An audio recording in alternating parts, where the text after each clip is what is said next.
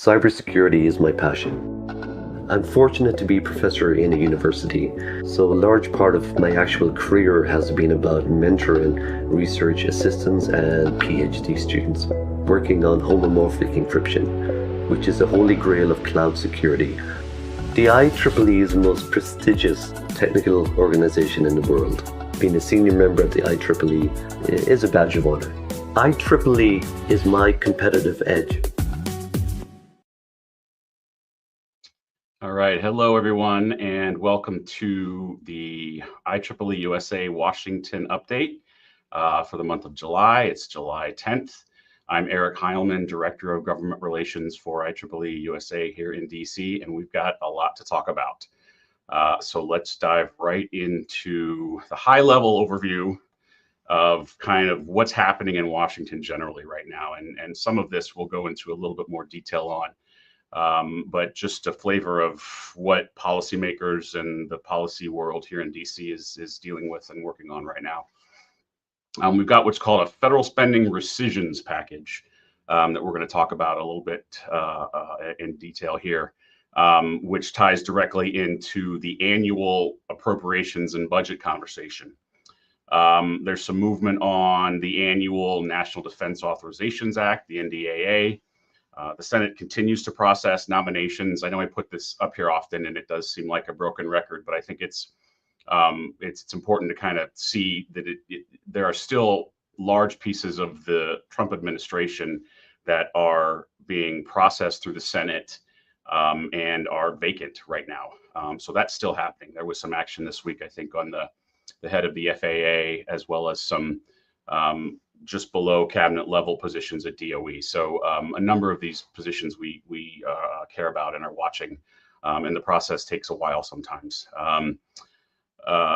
Ukraine and Russia is really taking a lot of focus from the executive branch more lately, but Congress is certainly involved. And then unfortunately, there's attention on the Texas flood and the tragedy there.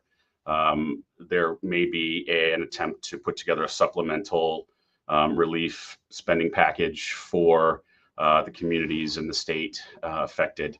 So these are the types of things that Washington is looking at and working on right now. And let's start going into some of these in more detail. First, let's look backwards. Leading up to this month's Washington Update webinar, we talked a lot about the reconciliation package. And it got a title, it got a formal name not long before it really started moving quickly. And it is officially the One Big Beautiful Bill. And I think its final name now is the One Big Beautiful Act, because it's now law. The Senate passed its version in May, and then, I'm sorry, the House passed its version in May. And then the Senate really quickly took up the House version and ran with it. Actually, sorry, it was the other way around. The Senate version then did its version of it. The Senate bill did it. The Senate did its version of it. I'm getting my words twisted here. And then the House just passed the Senate version as is. Normally, you'd have a House passed version, a Senate passed version, and there's almost always going to be differences, especially in a large package like this. Then they would do a separate conference committee to iron out the differences. But this time, they basically fast-tracked it, largely because the president really, really wanted it, and I think he really wanted a nice 4th of July signing ceremony, and that's what he got, and that's what this picture is. There's a lot in this bill, a lot that we care about, and frankly, a lot of good things for a lot of the issues that we're working on. I started listing some of these in the next couple of slides, and I know there's a lot of words on here, and I'm certainly not going to read everything here, but I think the overarching message is that much of what's in here is much of what President Trump's agenda has laid out and what he wants, what he ran on. In the tax and energy space, you see a massive ramp down in a lot of the green, clean, electric energy vehicle provisions, tax credits, incentives, that sort of thing, and a ramp up of fossil fuels, nuclear energy, and the like. So this is a pretty obvious and deliberate pushing on a policy agenda here through a big piece of legislation. We saw a lot in defense, a lot in space. The spectrum piece was interesting. I think we've touched on it a few times here, and it's been the big topic of conversation on Capitol Hill for some time. But this bill does allow FCC to move ahead with auctioning off pieces of the spectrum. It had been barred from doing so for some time now, and it wanted to move ahead with that. There was some friction with the Defense Department and the national security community about how much of the spectrum would be auctioned off to the public and what would be withheld. And it looks like they ended up getting a compromise on that, and that's in the bill. Importantly for us is a piece related to artificial intelligence. In the House passed bill, and then in the original draft of the Senate bill, there were different versions of what essentially was a federal preemption on state AI rules and regulations. And this is a pretty big deal. And this was very concerning, frankly, to a lot of our membership. Our AI policy committee quickly coalesced to really understand it and pull together some views on it. And it was part of a letter that we ended up sending to the Senate, laying out some of our views and concerns with this reconciliation package. And frankly, we really felt that it was not appropriate for the federal government to not allow states to move forward on their own with certain pieces of legislation and regulations that were AI related. And ultimately, a lot of others agreed with us. And so that provision was pulled. I don't think the issue was going to go away. It opened up a pretty large Pandora's box of discussion and controversy.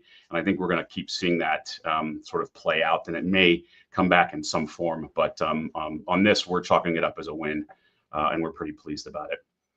And so now we're moving to this rescissions legislation. We had the reconciliation, one beautiful, big, better act done. And now the Congress is taking up another piece of legislation that is also spending related, but in a different manner. You may recall, or maybe not, I'm not sure how much detail we went into this, but some months ago, the White House sent to Congress a package of spending rescissions, cuts that it wanted to make from FY24 and FY25 approved budgets. So essentially, it wanted to hand money back to the Treasury and say, we don't want this anymore. We're going to cut this, and here's where we're going to make cuts.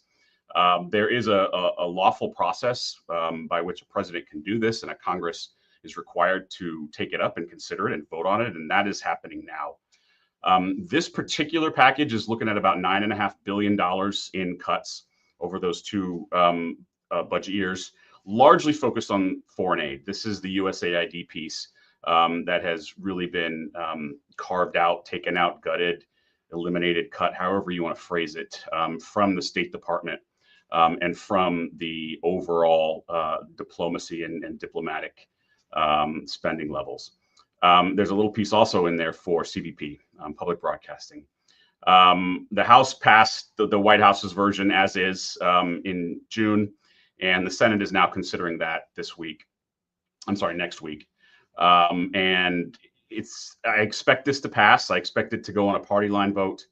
There is a statutory clock by which it has to be considered based on when it was submitted and when the House acted and all sort of other sort of timelines.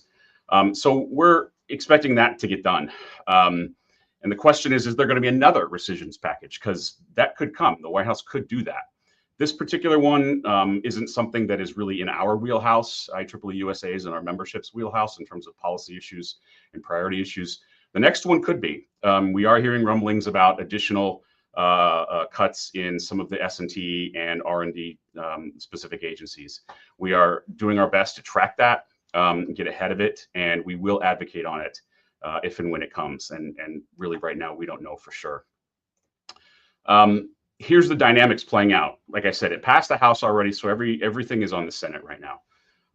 Senate Republicans have kind of been meeting privately to kind of figure out their strategy on this. If you're the Republican leader in the Senate, you want all of your senators aligned. You want to try and implement the president's budget, your party or the president's priorities here, your party leader's priorities here. But senators, are their own individuals and can go kind of different directions on things. But I think this is a pretty accurate depiction of where a lot of the Republican senators are right now. This is just a pretty stark quote from Senator John Kennedy, Republican from Louisiana, and essentially said, if we don't do this, then the White House is going to be very upset, and it's going to not think that we can do anything and get anything done for it. And that's kind of the view right now. That's the approach from most of the Republican senators heading into this debate. On the other side, Senator Chuck Schumer, the Democratic leader in the Senate, wrote what's called a Dear Colleague letter to his fellow senators. These letters always become public, and so essentially he's making a press statement. He's being as strong as he can, and frankly, from his perspective, should be to speak to his base and speak to the concerns of Democrats and other progressives, who look to him to be the voice of that side of the debate and the conversation. I want to draw your attention to kind of that first line on the second paragraph in the big pulled out piece, where it says Republicans' passage of this purely partisan proposal would be an affront to the bipartisan appropriations process. So here we have a direct tie between this package of cuts and rescissions that the White House is asking for on old budget items, previously authorized and existing budget items, and the current process to fund the federal government in a few months. Those are two trains that are going to run head on and could be very, very dangerous from a federal shutdown perspective, a political perspective. It's something that I think we see coming, and it's going to be a little bit scary. In the meantime, the FY26 process continues to play out sort of as a standalone track, obviously with influence from this rescissions noise. And just today, in fact, it might even be still going on right now, the Senate Appropriations Committee is considering its piece of the budget that contains NSF, NOAA, NIST, NASA, a lot of the agencies that are very important to us and that we have advocated for some time. We don't really have any hard details yet. I think those meetings are still happening. I expect to get more news on some of these final numbers later today. And I also expect them to be a lot better than what the White House proposed and what the House may ultimately end up passing as well. The House was going to do its piece of that part of the budget this week as well, but it's going to go next week. So a lot of these processes still need to play out, and there's going to be pretty wide gaps between the different funding levels requested by the president, passed by a Senate committee, passed by a House committee, and then those two pieces have to go to the floors of each respective chambers. And all of this is running up against the fiscal year deadline, which is September 30th, which, as I just alluded to, is very much now fraught with partisan politics as you look at the rescissions package. I don't know if any of that makes sense, but it's sort of a morass of policy and legislative sausage making that we are tracking, we are advocating on, and in a minute I'll sort of reiterate a pitch for many of you to get involved in as well. But this is kind of the scene right now, and I think it's going to be interesting by the time we speak on this platform in August, a month from now, kind of where some of these numbers end up and where we see the next steps being. In the meantime, the Trump administration has made no bones about the fact that it wants to significantly reduce the size and scope of the federal government, significantly reorient the policy priorities and the focus of many agencies and many programs. It's been doing a lot of different things from DOGE to other personnel cuts to budget issues, the rescissions package. It's also reallocating existing money among certain agencies and within certain programs. And we learned this week that the Department of Energy is doing just that with existing money, FY25 money that Congress has already given it and allowed it to spend. And in the same way that the reconciliation legislation did, this one is also very reflective of the president's policy priorities, devaluing, de-emphasizing things like wind and solar, and pumping up the geothermal, hydro side of things. It's also shifting money within the Office of Science, which is one of those specific program offices that we are very supportive of as well. Increasing things like isotope R&D and production while cutting workforce development. So it's just, there's a lot. This is a massive remaking of the way the federal government is spending its money and what it's spending it on, and it's still going. And there's lots of avenues that we don't typically see. It's certainly not at this pace and in this volume in Washington. So back on the current process, the one that is supposed to be finished and expire the end of September. We have had this action alert up on our website for some time now, and we still encourage our members and interested supporters to get on and help us out. This will take you directly to a website where you can type in your information, where you live, and send a message to your members of Congress, your senators, to let them know the importance of things like the NSF, things like NIST, the importance of science and technology, and the importance of federal support for those agencies, and the benefits that those have across society and the U.S. technological landscape. There's been upwards of 850 emails sent already, which is a tremendous number. And we want to keep that going. I'd love to see 1,000 by the time we talk next month, ideally more. While the process continues to move, and each senator and each congressman has a little bit of a different role and a little bit of a different opportunity to weigh in, it's really important to just blanket Capitol Hill with this message from our membership. We've got a lot of members in the United States, and if all of you weigh in, that is thousands of emails. And that can't not have an impact in some way, shape. So we really encourage folks to do that. So other things that we're working on. The White House is moving forward with a lot of AI initiatives. And we were contacted by both the Office of Science, Office of Technology Policy at the White House, Office of Science and Tech Policy at the White House, OSTP, as well as the Department of Education, about an initiative they're doing to support America's youth and promote AI in education.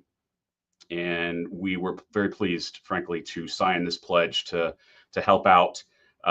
It's part of the president's goals for AI and for the retention of a very technology savvy and forward-leaning workforce and educational environment, something that speaks directly to what other parts of IEEE are doing, EA in particular.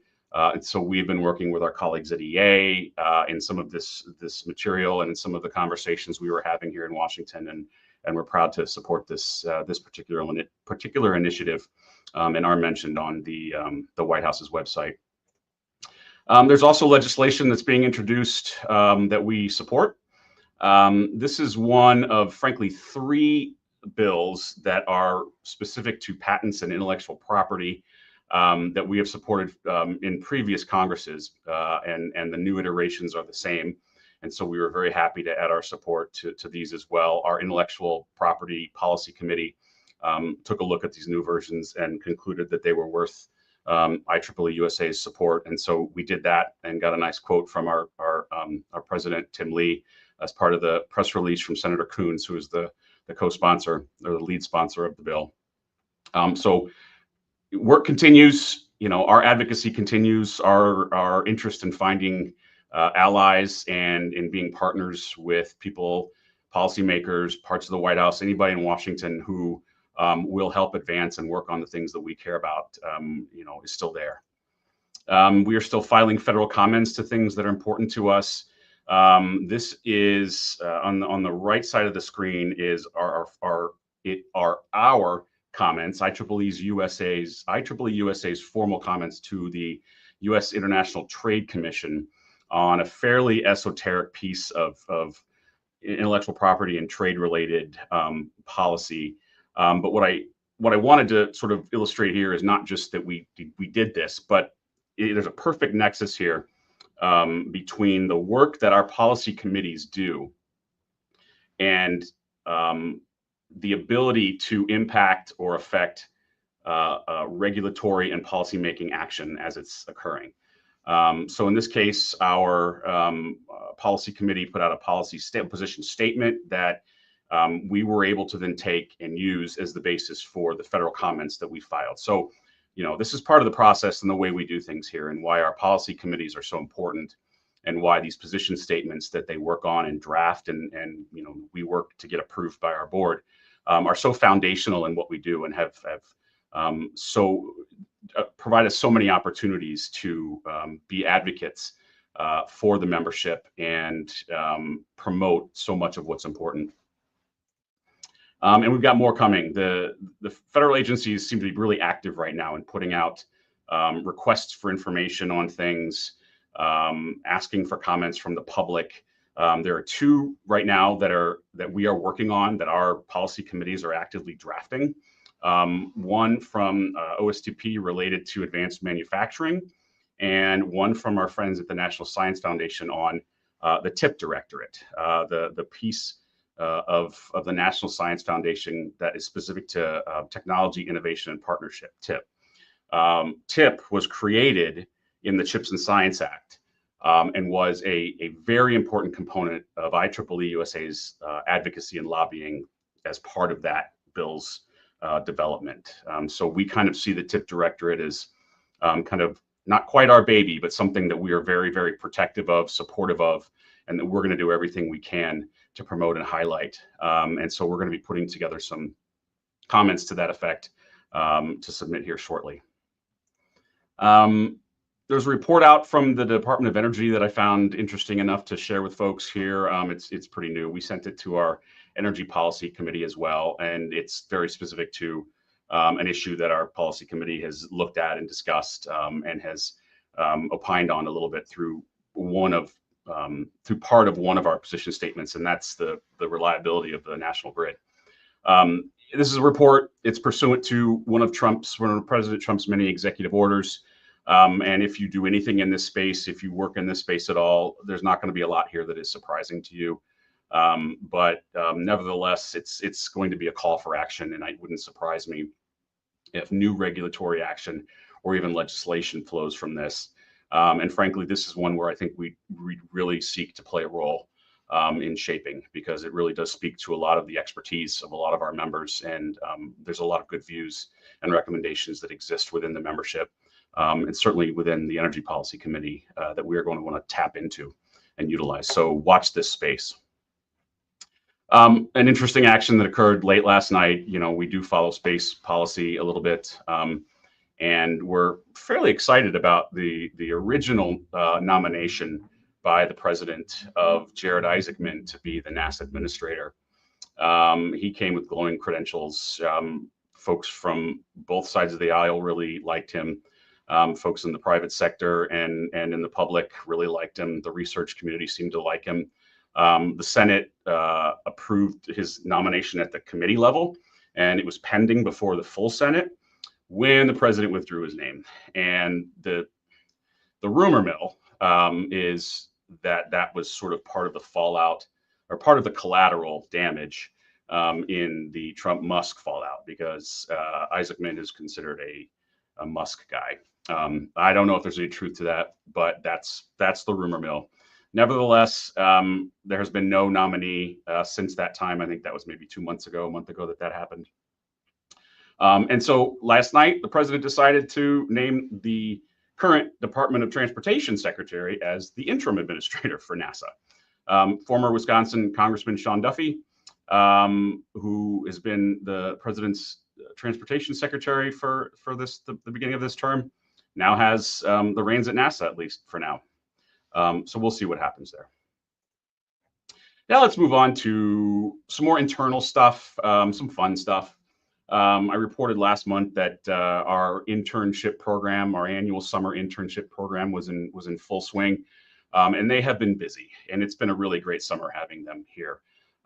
Summer is Washington internship season.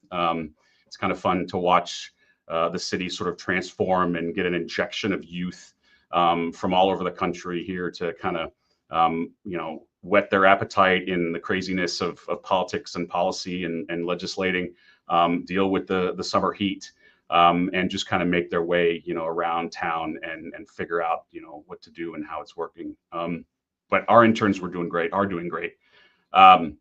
They hit the ground running. They've been to the Library of Congress. They were over at the National Academies of Science, NIST, DOE, OSTP. They were up on Capitol Hill. And their summer is already winding down. These things tend to go quickly. They're going to present the research papers that they are drafting this summer. They present those up on Capitol Hill at the end of this month. If you're in the area and are interested in coming to meet them and hear what they've been working on and hear what they're writing about, please feel free to come to the Rayburn building on the 31st and throughout the day. And we're already starting to lay the groundwork for a successful summer next year. We're going to miss these guys when they leave, but they will leave a very good mark and will join the ranks of many great IEEE members and others who are alumni of the WISE program. So we can't wait to see what they have to report and how their summer went when we hear a little bit more from them at the end of the month. I've alluded to this, I think, as well in the past, in the context of a lot of the changes in the federal workforce and some of the effects that DOGE is having on a lot of people, especially here in the greater DC area. We are doing a career workshop on the 19th here at our offices in DC.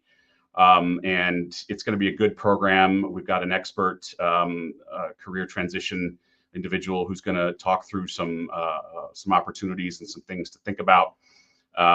And we were very excited that one of the local news stations picked it up. It was, we were just added on a couple of lists, but nevertheless, having a little bit of an amplification through local news is always helpful.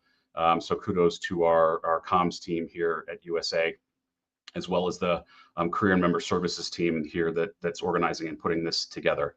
It may be something small, but it's going to be helpful to anybody who attends, and we really look forward to seeing folks here and doing what we can to kind of help. We've got another iWork in the works. This is a program that just continues to be a huge success, not just for us at IEEE-USA, but for a lot of the communities and organizations that we end up partnering with. We had a successful one in Maine, seems like not that long ago, and we've already pivoted to one that's specific to AI and autonomy in Grand Forks, North Dakota. We'll be there the first part of September, and that program is coming together very nicely right now. We have a website up and running, a page on our website with a little bit more information. And as always, if you're anywhere in the greater Grand Forks area, we would love to have you.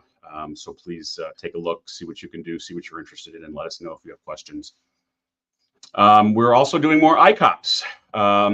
If you recall, this is we keep saying new, but we've been doing this for about a year now, and we've done a number of them. So I think it's not new anymore. This was our attempt to bring CBD out to the states, out to the congressional districts, and help IEEE members, largely in the YP and student communities, to organize small meetings with their federal representatives' offices in the home states and districts where they live.